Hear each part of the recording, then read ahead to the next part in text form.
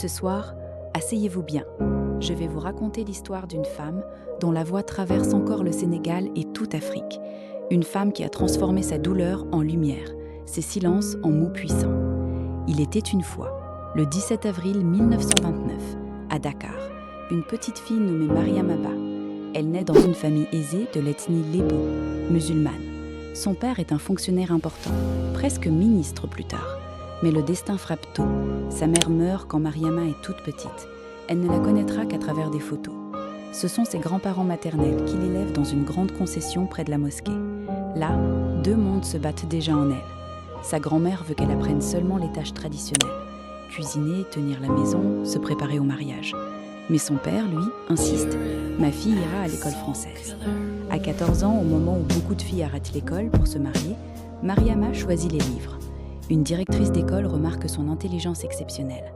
Elle réussit brillamment et en 1947, à seulement 18 ans, elle obtient son diplôme d'institutrice.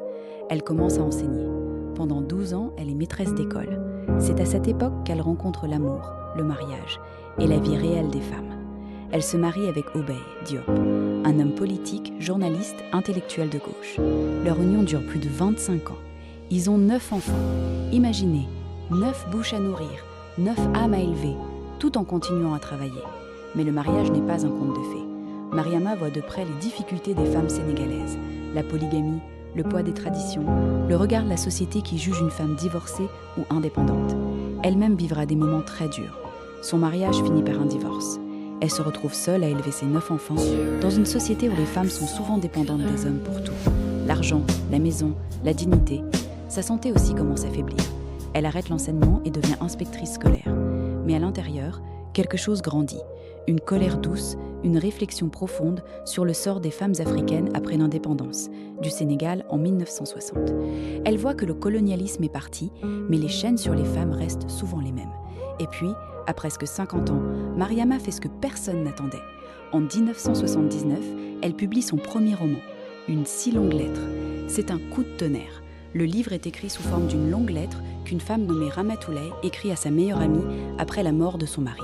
Dedans, elle raconte la polygamie, la trahison, la force des mères, l'amitié entre femmes, le combat entre tradition et modernité. Le livre parle de choses très intimes.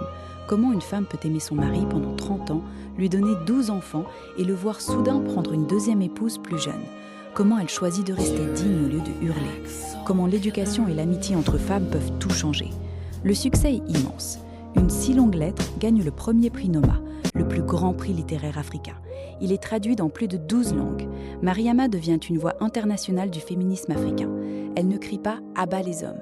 Elle explique, avec intelligence et douleur, que les femmes veulent être respectées dans leur foi, dans leur culture, mais aussi libres.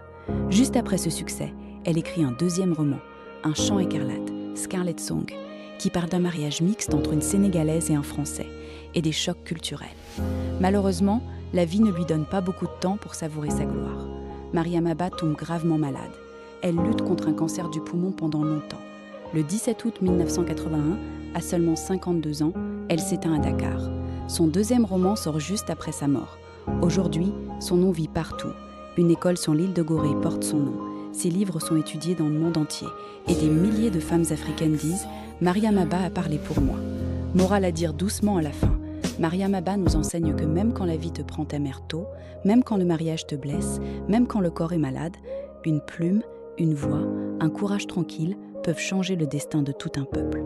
Elle nous montre que la vraie force des femmes n'est pas de crier plus fort, mais d'écrire, d'éduquer, d'aimer et de refuser l'injustice avec dignité.